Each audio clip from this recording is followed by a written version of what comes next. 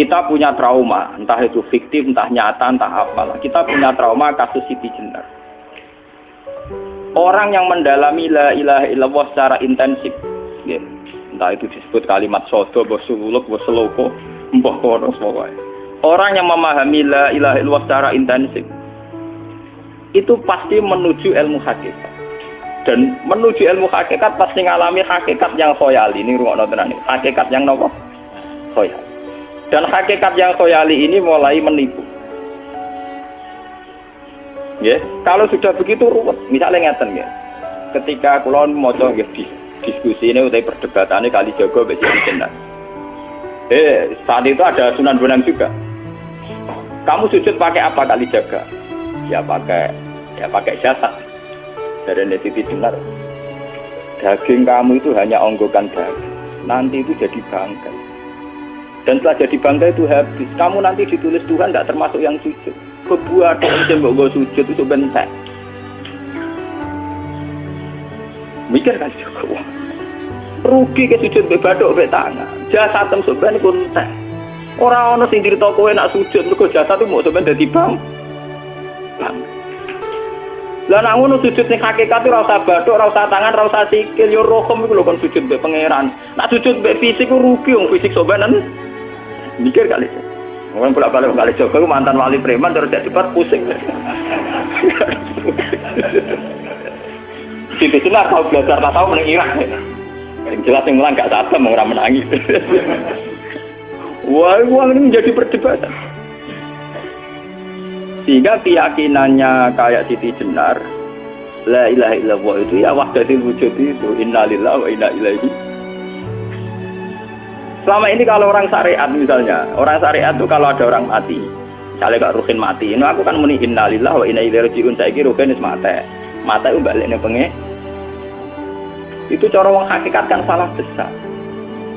Orang mati itu tidak ada. Cara ilmu hakikat orang mati itu tidak ada. Roh ini tersiksa di alam fisik. Jadi ruh ini tersiksa di alam fisik. Karena ketemu ning jasate Ruhin. Tersiksa dulu. Aku ape mangane kudu kerja piring Jepang tersiksa roti. Asal roti memang tersiksa. Misalnya kiai ape mangane dadak kudu pidato 2 jam bareng tersiksa. Roti kenapa? Tersiksa.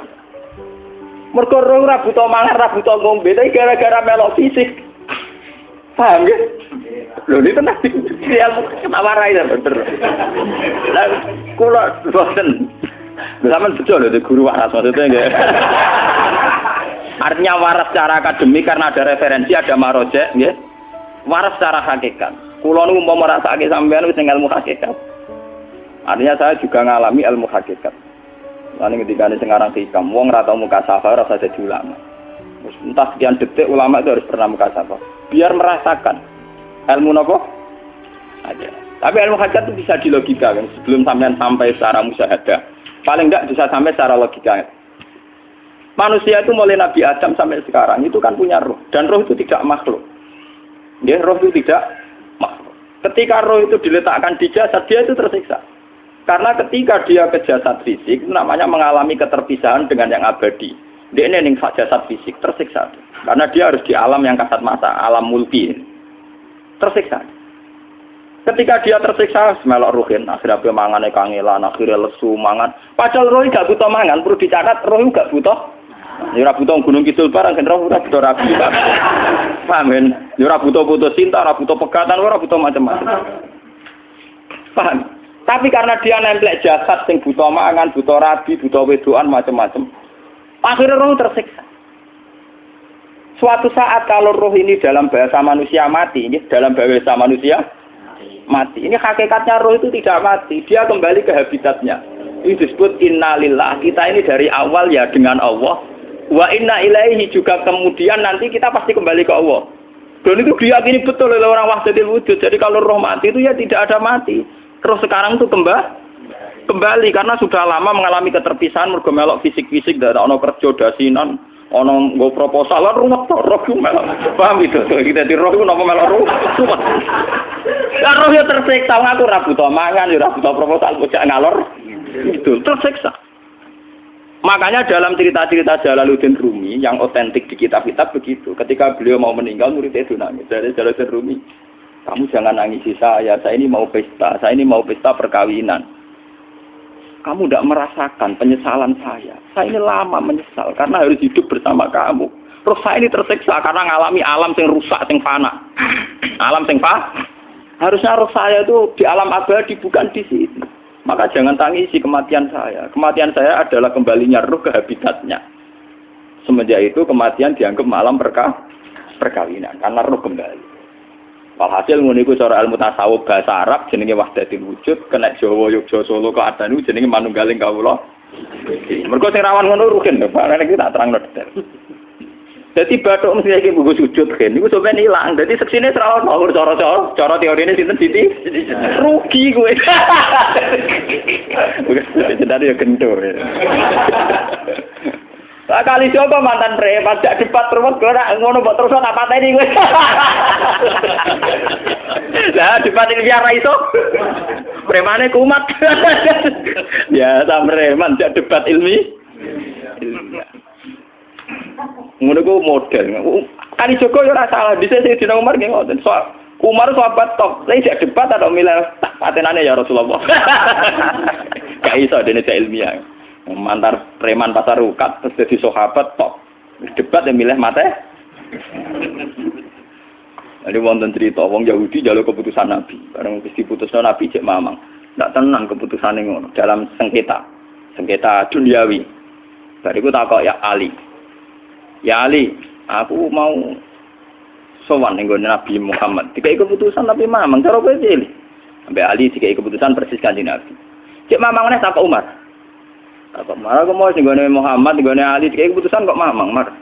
Cara kowe piye? Urusan dunya. Enteni iki. Entah dia meleput buat apa? Uang diputus Nabi ora mar. Buat mati. Gawe. Mereka mantan apa? Cara mantan intelektual atau intelektual kan ya wajar nggak uji kok percaya Nabi. Ya, kan bareng cara Ali ya sudah gak percaya wis kandhani. Ora mesti cara Ali tak ada. Lah ora apa ini. Ya wajar wong Yahudi kok percaya Nabi, nak percaya ora situ Yahudi Muslim. Lah Ali situ Gus Dur. Lah Gus Dur ra beda piye tenang. Ali nyen ngoten watake ngoten. Nasibe padha. Ali itu ilmuwan yang jadi presiden gak sukses. Yang niru ke Gus Dur. Mereka ning-tinggal negara wong pinter, mimpin ra sukses. Wong pinter gampang maklumi. Lah misalnya kita jadi kiai wong pinter. Kayak santri ini pacaran. Maksud itu jangan langsung cawe itu. Wah ruwet. Terus malah dalil zinalina tubuh syahwat minan. Piye pondok tanpa pelaturan. Paham ya? Ruwet apa? Mulane aja geman, iki kiai pinter teman-teman aja geman. Sing biasa wae ana syariate sithik-sithik. Sing kamane ana santri pacaran tersinggung, ana santri nakal tersinggung, sing ana rasane lha donya ana napa? Dadi nek meguru kula niku urusan ilmu semi hakikat. Mulane mon nggih. Sehingga kayak Siti Jenar, cara pandang Siti Jenar itu masuk betul ning gone pemikiran para santrinya. Kados Ki Ageng Pengging, siapa masuk betul karena masuk akal. Cara mereka napa? Betapa tidak ada artinya fisik ini. Nah, kalau semua fisik ini tidak ada artinya, kemudian yang ada artinya itu roh, perjalanan apa? Perjalanan roh, sehingga diartikan inna lillah wa inna ilaihi raji'un. Inna sholati wa nusuki wa mahyaya wa mamati ku lillah. Lah kemudian sekarang sampean tak tanya misalnya, ini latihan ilmu hakikat. Wa mahyaya lan penguripan ingsun. Kalau ingsun itu artinya fisik atau jasad, itu keliru besar karena jasad tidak pernah hidup. Yang hidup itu roh. Paham ya? Sekarang artinya wama mati itu apa? Kematian ingsun. Kalau roh itu tidak pernah mati, berarti kematian roh adalah keterpisahan dengan yang agung atau yang abadi. Dan semuanya itu lillahi rabbil alamin. Sehingga mereka mengatakan kematian itu satu pesta. Mulane kados Bilal ditakoki, ya Bilal, ketika murid-muridnya nangis bergape mati, Bilal ge seneng ae. Godan nalqal akhibah Muhammad dan wa khisbah. Lah nak mati malah seneng tuh ketemu kekasihku. Sebab itu kematian tidak pernah jadi problem bagi mereka sing soleh. sing menembus ilmu hakikat. Paham? Tapi ilmu hakikat kayak ini itu yang diyakini Siti Jenar, diyakini Jalaluddin Rumi, diyakini para wali-wali wahdatul wujud. Dulu Syekh Husain Sinten Al-Halal. Itu kemudian melahirkan prahara syariat. Prahara apa? Syariat. Sebab itu Wali Songo, oke Siti Jenar benar dalam filosofinya, tapi harus dibunuh. Karena menjadi prahara syariat. Sama dengan yang dikatakan Nabi itu benar, tapi menjadi prahara syariat. Akhirnya disomasi oleh Umar radhiyallahu anhu. Jadi sebetulnya sama, pola-pola ceritanya sama. Intinya sebuah ilmu hakikat harus dikawal napa? Syariat. Nggih kula bolak-balik, contoh paling gampang wit pisang. Wong nak mangan gedang kulitnya tetap dibuang. Tapi umpama gedang dari awal ora usah kulit, ra sido dadi gedang. Paham nggih? Meskipun kon ape dipangan ya dibuang. Tapi kita tidak bisa membayangkan pisang dari awal tanpa napa? Mbah kekeringan, mbah bosok, mbah ra sido dadi napa? Pisang.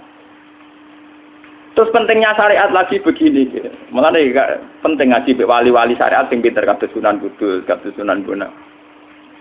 Andai kan tidak ada syariat itu dunia pun mesti rusak. Contoh paling gampang masalah pornografi, porno aksi. Jadi jenengan aja omongi ngono ibu ngakak-ngakak deh. Dari pangeran wis pirsa, kowe nek klambi pangeran ora ora tentu ora ya ora usah klambenan. Wong ora ana gunane. Kalau yang paling penting ku nazarullah, kenapa kowe klambenan barang? Wong kowe klambenan ora pangeran tetep pirsa. Nyatane si jenar nak mulang nggih coba klambenan lah intine napa? Dinya ada nabi Sunan Bonang. Nah, aku percaya kabeh nazarullah, ora usah napa? Klambenan. Tetapi teori ora usah klambenan iki dienggo tenan. Mulane nek pas wiridan aliran sesat, ciri utama. Kira klambenan tenan. Lah ruwet to.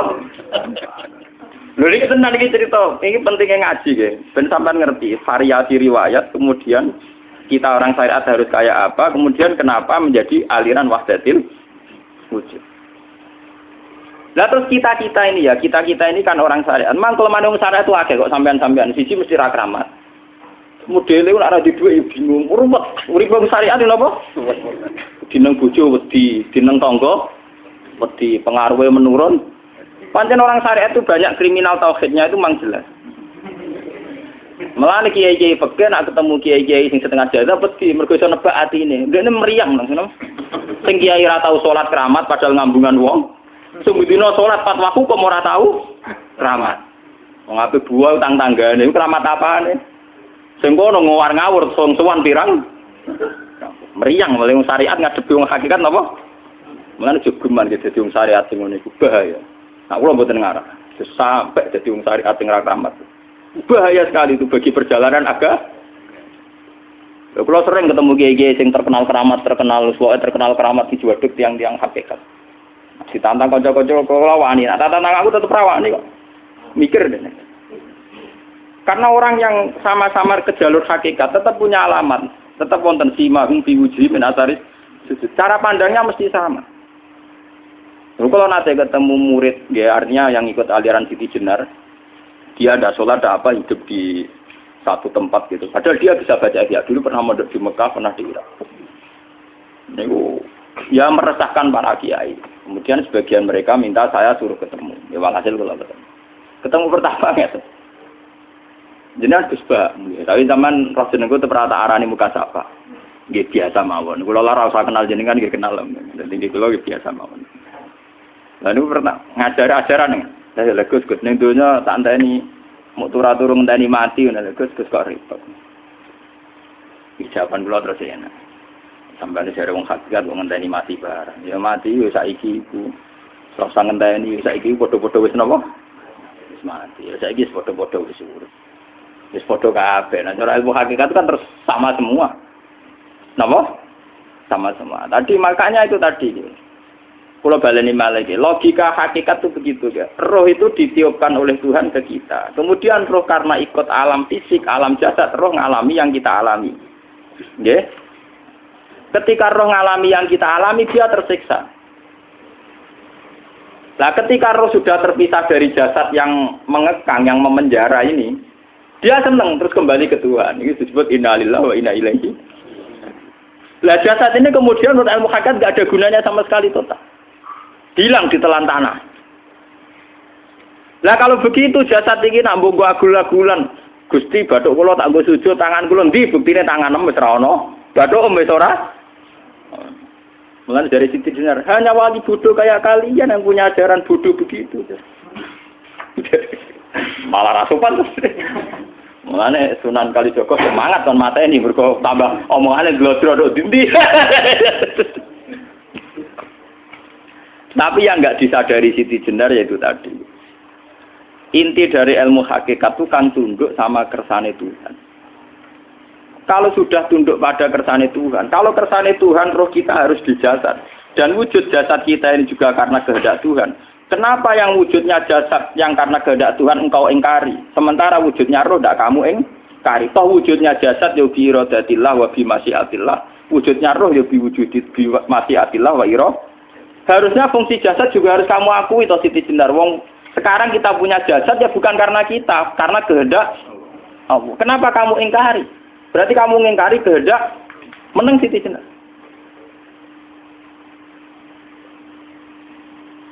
Makanya hakikat yang pertama saya itu pasti khayal. Lah Siti Jenar itu hakikatnya baru yang sampai khayal itu.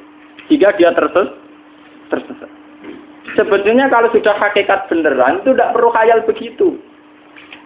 Artinya tidak perlu khayal jasad kita sing senajan ora ana gunane ini. Tetap ya wae wujudnya karena kehendak Allah. Juga kita harus terima.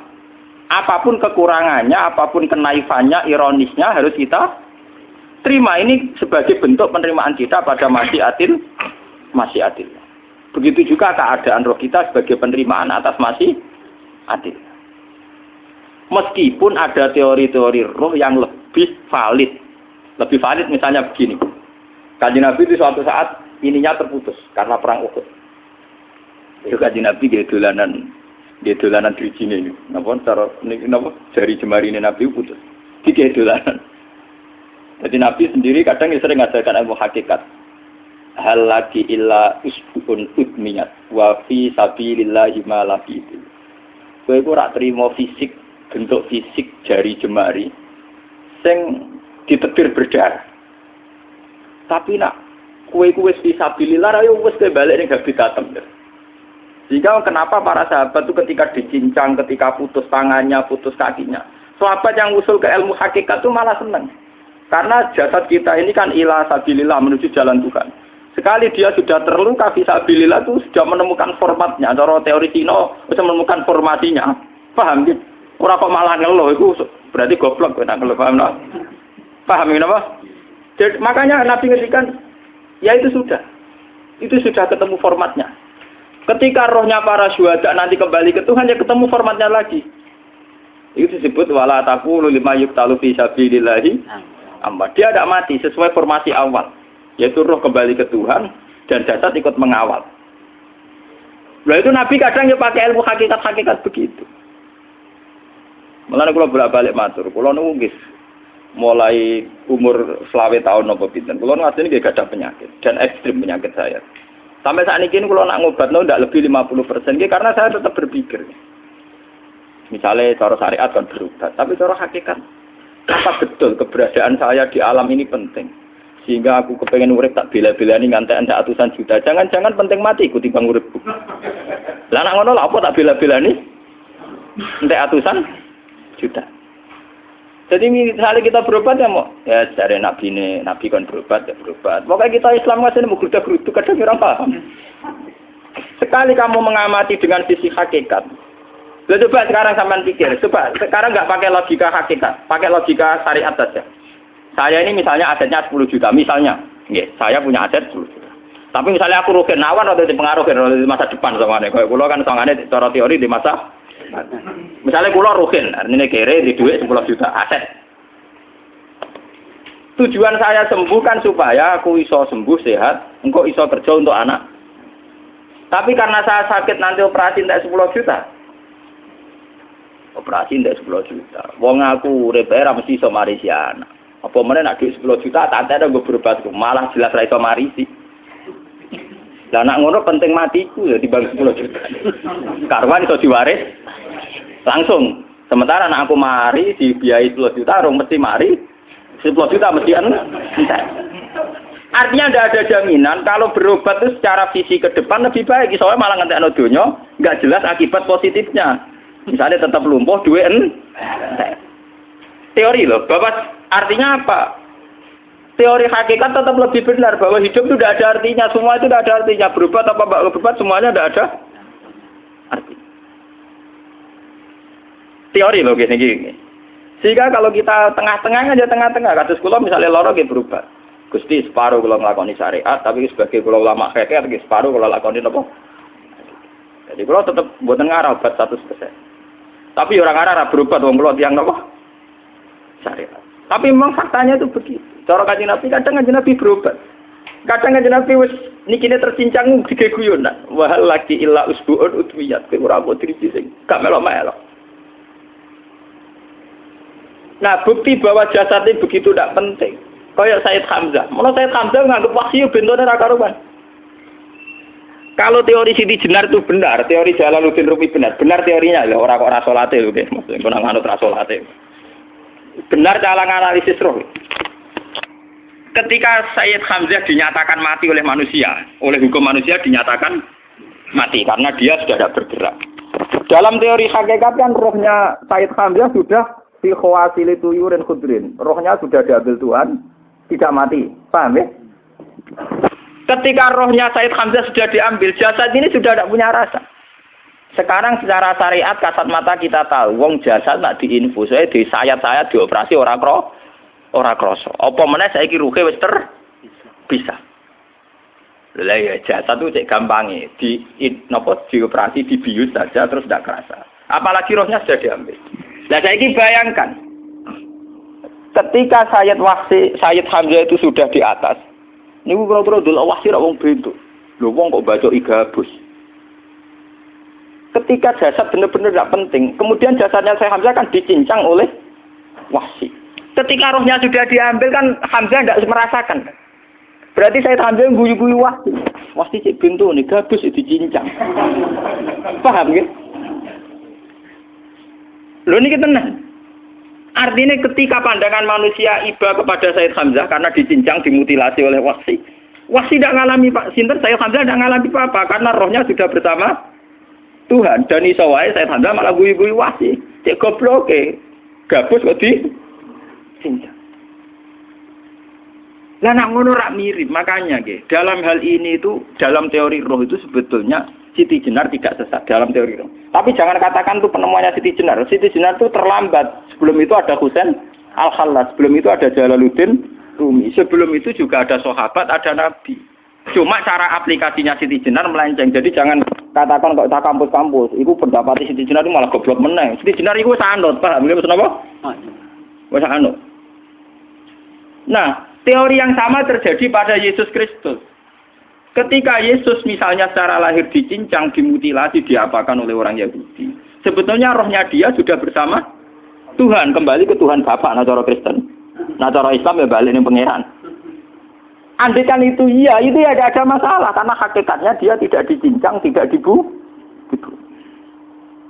Andaikan iya lah, tentu menurut Islam yang dibunuh Yudas atau siapa itu yang masuk piala. Tapi sama sebetulnya teorinya sama. Kalaupun iya tidak ada masalah. Oke, kalau misalnya Nabi Isa karena ada kontroversi menyangkut dia atau Yudas. Sekarang yang Zakaria dan ya. Zakaria itu dicincang betul oleh orang Yahudi. Matinya dimutilasi. Tapi dia tidak apa-apa. Karena ketika beliau dicincang, rohnya sudah diambil. Ini rumah tenan kan. Ben kira untuk kendel mati paham kan ya. Dadi maksudnya niku kula ajari nak mati itu tidak problem nggih. Niki kalau urip wedi lho.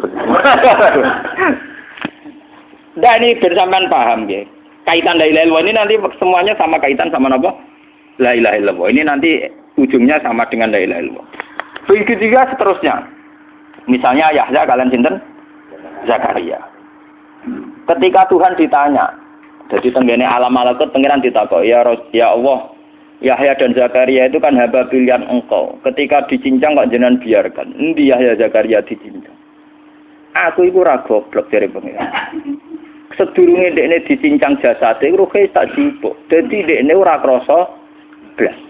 Begitu juga yang tafsir-tafsir sampean lihat wa Maryama. Sayyidah Maryam yang istrinya Fir'aun. Itu kan dia iman sama Nabi Musa. Asiyah, ya. Asiyah imro'ati napa? Fir'aun. Asiyah imro'ati Fir'aun, ya. Itu kan dihukum oleh Fir'aun. Ketika mau ditumpahi napa? Batu besar. Iku Allah ketika di pangeran, ya malaikal mauti, cepat ambil rohnya sebelum dihunjami batu besar. Terus rohnya diambil. Sebab itu dalam hukum Tuhan, Tuhan itu tidak merasa bahwa Tuhan membiarkan Asiyah, membiarkan Hamzah, membiarkan Yahya, membiarkan Zakaria. Dalam hukum Tuhan, semua orang ini roh-roh terhormat. Akhirnya nak anggo teori iki sing nyincang malah goblok, wong gabus goblok cincang ngono dadi. Nak anggo teori iki malah berbalik, sing goblok sing nyincang.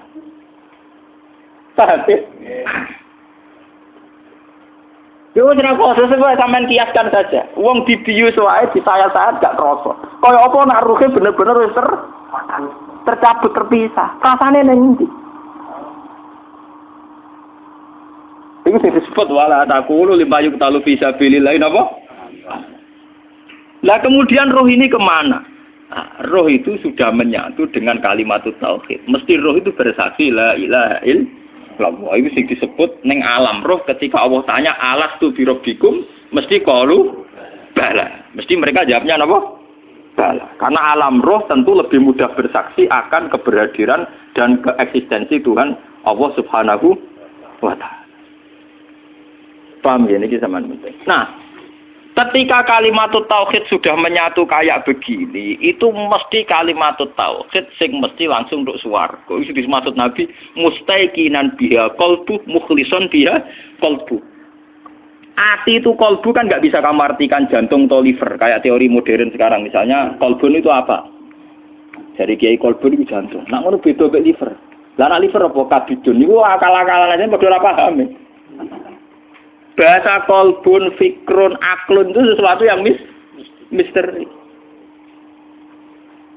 Lah, roh ini kemudian dengan kalimat tauhid sudah menyatu disebut mukhlishon biha kolbu. Ada tingkat kemurnian hubungan roh dengan kalimat tauhid.